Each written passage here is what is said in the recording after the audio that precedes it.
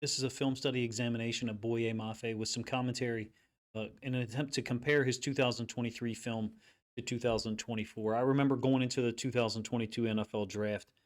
He was someone that I looked at as a diamond of a pick, like late second round, mid to late second round, early third, and then Seattle ends up taking him in the second round early with pick 40. 6'4", 260, 265 pound outside linebacker. He showed tremendous promise in 2022, his rookie season.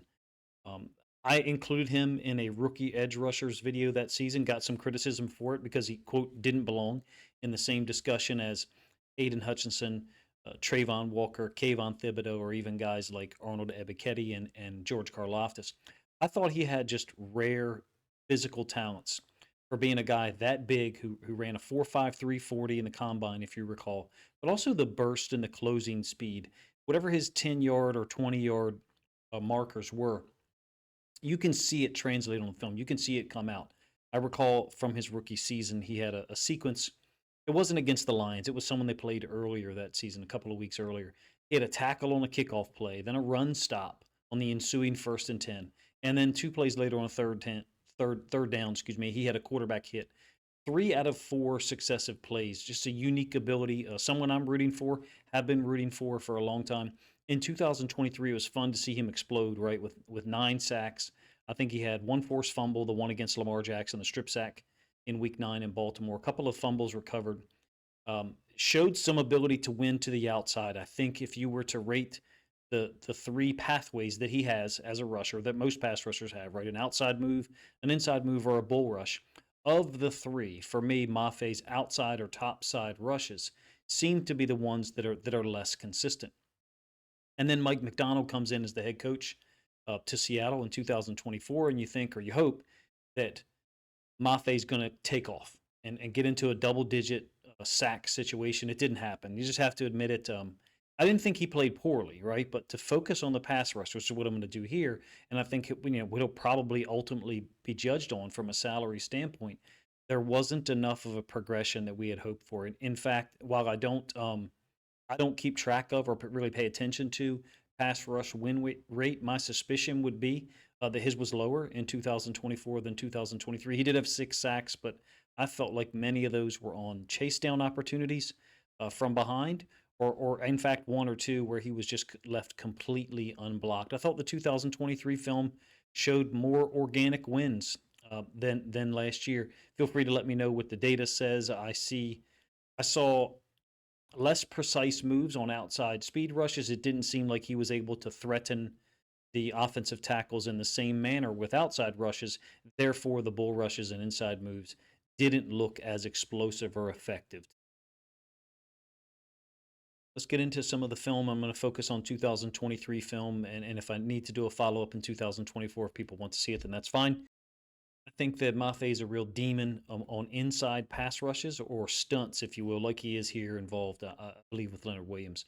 So dipping underneath of the right tackle for Washington, like I said, 2023, not getting any adjustment from the guard at all because Williams is going on a B gap rush path. His explosiveness, his ability to close down distance from further apart, further distance from either a quarterback or a ball carrier, then they're anticipating him being able to close distance. Essentially, he can make 4 yards seem like 3 and make 2 yards seem like 1 because of his burst and his ability to finish the rep or finish the play in a more explosive manner than people are anticipating or than they're used to.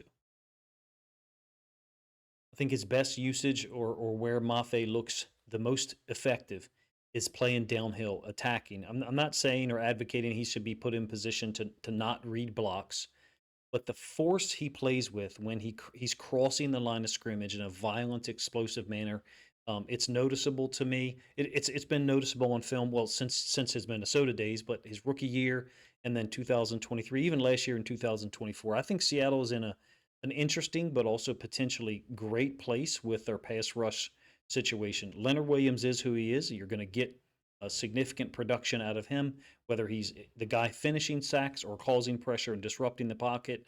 Leonard Williams, in my opinion, is an all-pro / Pro Bowl player on a yearly basis. You've got Mafe, Derek Hall, Demarcus Lawrence has 61 career sacks. I recognize that only only played 28 games in the last 4 years, he being Demarcus Lawrence.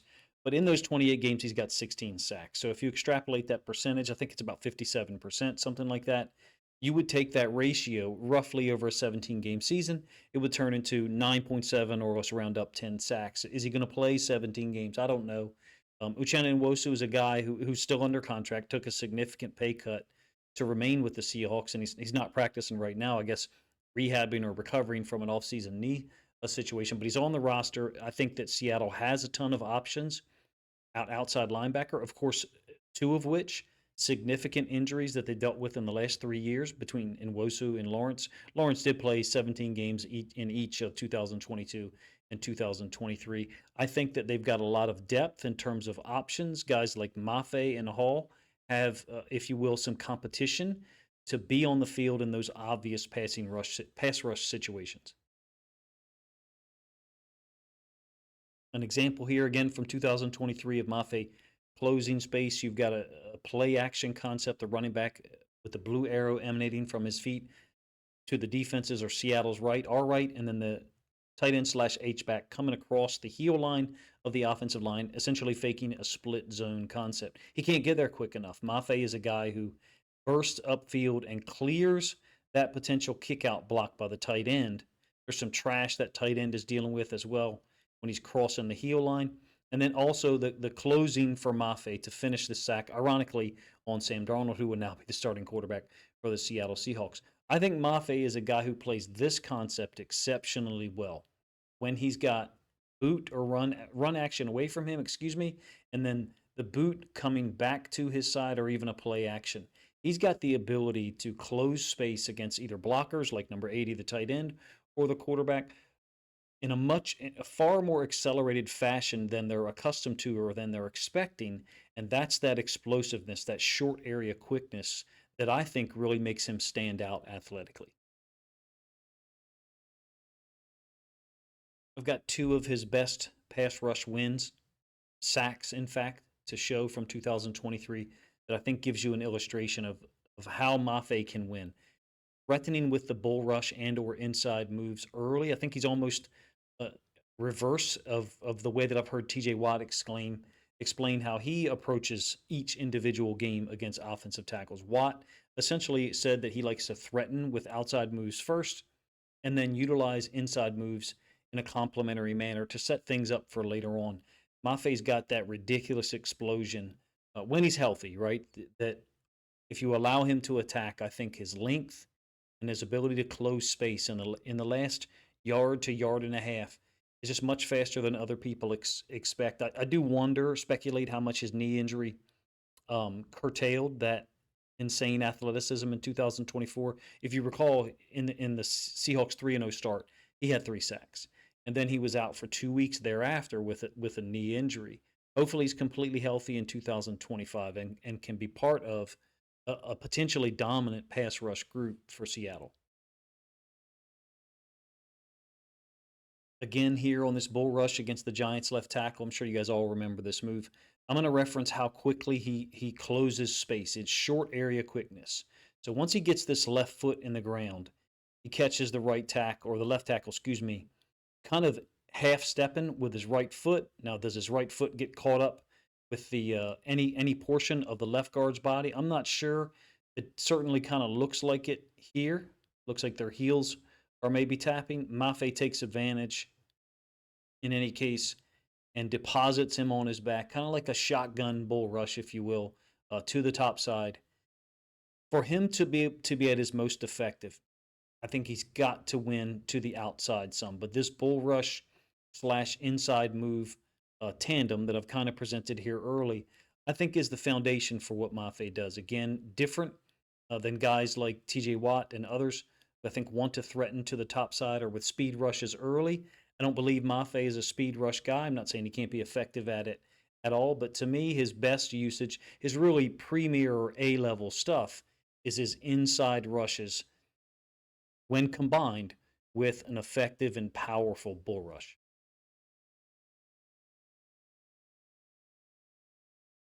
I think that when Mafe is playing extremely well as a pass rusher, you're seeing him follow up his initial move with the secondary portion of the move. So the rip is instinctive or quick or sudden, along with the two-hand chop here.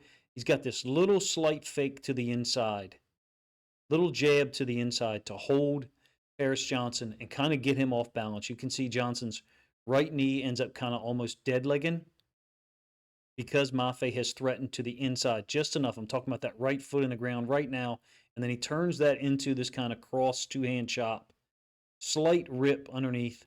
And at that point, it's really over for Paris Johnson once he's cleared the center line of Paris Johnson's body, able to close down on Dobbs and eventually finish him for one of his 9 sacks in 2023. These are the types of moves or pass rush opportunities that he's got to win on more often, I think, to kind of preserve that bull rush and inside move technique as his A-level game. That little crossover there was so sudden, and you're going to see other examples of it here in the film. Paris Johnson, was trying to kind of retract, and Mafe had already cleared him with the two-hand chop. I didn't see as many of those sudden wins in 2024. Now, is it that his pass rush isn't versatile enough, or it doesn't have enough width and depth? I don't know. All right, I know that Leonard Williams had 11 of the team's 44 or 45 sacks in 2024. They were 10th in the NFL. If they can get a healthy Lawrence for 14 to 16 games, and then some progression or return to 2023 level from Mafe, because his sacks in 2023 were of a different kind than the 2024 selection. Again, that's why I chose to utilize these plays.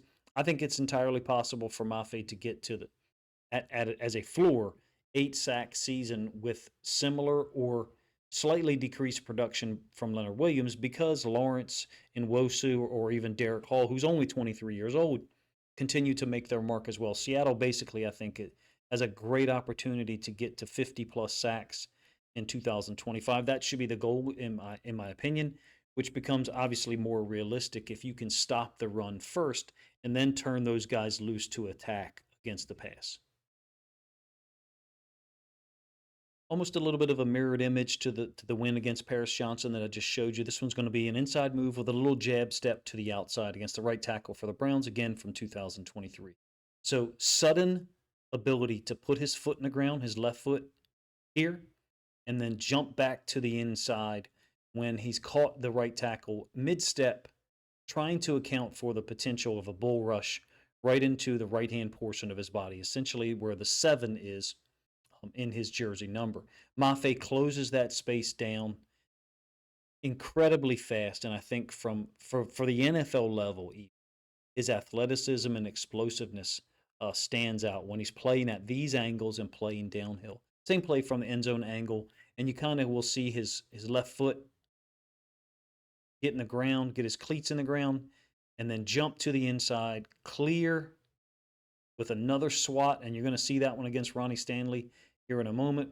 From a two-hand standpoint, able to clear that tackle to the inside, no help from a running back or tight end or anything, and he finishes off PJ Walker. Like I said, I think that those inside rush lanes, to me, seem to be when he's the most effective. I'm not saying he should do them too often, because then you allow quarterbacks to possibly escape, contain to the outside. That, to me, looks like Mafe's best type of move, to be complemented by wins to the top side or the outside. Like I said, you've got to be able to win in all 3 rush pass, the top side / outside, win or at least threaten to win with the bull rush, and I think Mafe checks that box quite well. And then adding the inside lane rush moves. He's also got that one. I think the bull rush is genuinely dangerous. The outside rushes might need to be the ones that become more consistent for Mafe's production, sacks, quarterback hits, to reach the level that I think he can attain, given his physical gifts. I'm a huge fan of his. I kind of explained it into the lead-in. I do recognize, however, that he's in his 4th year, and Derek Hall was only 23 years old, coming off an 8-sack season. DeMarcus Lawrence signed a 3-year deal at age 33, but I believe there's an out after 2025, so it could end up being a 1-year situation, or perhaps I have my years wrong. And Nwosu is clearly, going to. There's an out after 2025 that I think is obviously going to be exercised. Mafe has a lot riding on this season in his fourth year. There's no fifth year option because he was taken in round two. I think he'll play with tremendous effort and force, and good things will happen. Like the play that I'm getting ready to show you, I think it's his best outside or top side win against a high quality tackle, and that's Ronnie Stanley from 2023. I think it gives us a glimpse into how he can win and the margin for error that his speed and athleticism kind of offers him. So here's the play that I'm referring to. We'll get it from the all 22 angle and then from the end zone. Again, he's lined up against Ronnie Stanley, who's dealt with some health issues dating back to 2020, but certainly one of the more higher quality pass protection left tackles that there is out there when he's completely healthy. Again, it's a two-handed swat by Mafe, and I think because of his strength and his length, that's a move that is there for the taking for him more often than not, and it allows him here to at least clear Stanley such that Lamar, cannot escape to his left, the top side of our screen, top left portion of our screen, and Mafe gets a strip sack as Lamar is trying to work the ball downfield.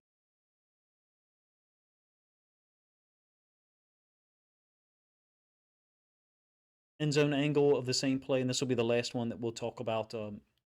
This view, you can see the two-handed swat that's occurring to the outside. Stanley's trying to get into his chest. Mafe's kind of short-armed here, maybe, but he's trying to be powerful with his move. And again, you have this slight jab step to the inside with his left foot. And I think that holds Ronnie Stanley's right hip and holds his right foot in place enough such that Mafe is able to clear him because there's at least a threat of a bull rush, a threat of Mafe attacking him, possibly to the inside half. Again, the 7 in Ronnie Stanley's jersey. One of my favorite players from the 2022 draft.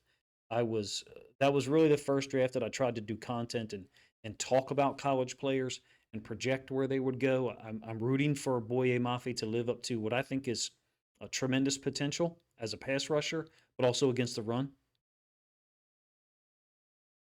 But again, I have to be realistic and honest. I think the 2023 film was more in line with his talent and his potential in terms of the brutal bull rush that you saw against the Giants left tackle, the clean wins to the outside against Paris Johnson, the right tackle for the Cardinals, and then Ronnie Stanley here, the forced fumble against the Ravens. The inside rush moves so sudden. He can threaten with all three rush pass. I think the outside portion of his pass rush game is the one that, to me, appears to be less consistent. I think he'll have impact as part of stunts. I am looking for him personally to have a big season in 2025, continue to generate pressure, which he did in 2024, and then get at least 8 sacks as part of that group with Lawrence, Leonard Williams, Uchenna and Wosu, Derek Hall, among others, guys that can get to the quarterback, that have film, that have demonstrated the ability to get to the quarterback. Again, in the case of Lawrence, you're talking about plus 60 sacks, I think 61 and a half. As an aside, if you're interested to hear some of my other evaluations of Boye Mafe, I've done videos of him in 2023 and also 2022. Ironically, I did a video of him after that game against the Ravens in 2023. And in his rookie season of 2022, I did one where I basically asked who is the best rookie edge defender in the league. I recognize that from a statistical standpoint, looking back now, clearly Mafe doesn't belong in the same conversation as Aiden Hutchinson, Kayvon Thibodeau, and Trayvon Walker statistically from a sack standpoint. Even George Karlaftis, right? Karlaftis is a nice comparison point. However, he was taken at pick 30 in the first round. He does have 24 and a half sacks, 56 quarterback hits, 15 PDs, so far superior to Mafe's overall production. He's got less tackles overall. I think that Ebiketie is the guy who's been the least productive, and from a talent standpoint, Mafe just has more to offer, if you ask me. I think more on par with Karlaftis, who has clearly made big plays over the course of his career with the Chiefs. I will put that link up in the description for that 2022 video and the one from the 2023 season where I focused on that game and, in fact, talked about this forced fumble here where he beats Ronnie Stanley to strip Lamar Jackson. You're welcome to let me know if you don't have the same high opinion of Boye Mafe. I recognize that opinions may vary, and that's a good thing. What's your ceiling and floor is for Mafe in the 2025 year coming up. I think that his floor should be in the 8 sack area, given his talent, given the opportunity. A lot of it, the opportunities that he should get, that a lot of it is admittedly contingent upon Seattle doing a better job of stopping the run. Mike McDonald's defense historically has done a great job of holding down the run game, putting the pass rush guys in obvious or known passing situations where they can pin their ears back and get after the quarterback. Mafe will benefit from another 30 or 40 of those situations in 2025 if, in fact, the front six, front seven is able to stop or slow down the run significantly on a week by week basis. Let me know what you think of the video in the comment section, number one. Number two, what you think of the plays that I chose to use to illustrate his 3 rush pass, and what I think, even though they were his most impressive moves perhaps in this video, is the most inconsistent element in his pass rush game, and that's the outside or the top side wins. Finally, if you think other Seahawks fans would enjoy this film study look at Boye Mafe, then please consider grabbing a link to this video, sharing it out on social media to help this content get more reach.